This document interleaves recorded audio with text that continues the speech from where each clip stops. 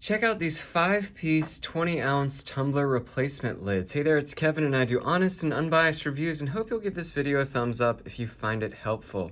So this comes in a pack of 5. So we have 1, 2, 3, 4, 5. We are all set to go. If we have a drink that we're going to use throughout the week, we could use one for each day.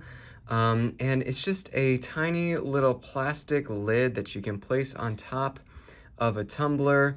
And so you can slide this down so that it does not splash out, once your lid is fixed on to the cup.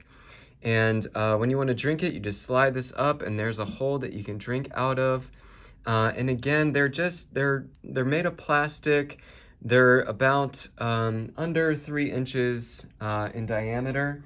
And it's just a very helpful thing to have with a drink that you don't want splashing around. You just want to keep it, like if you want to take something on to go, then you can take this out of your house and in the car with you, and it'll just stay closed and it won't splash around with the lid on top. So I hope you enjoyed this review, and I'll see you next time.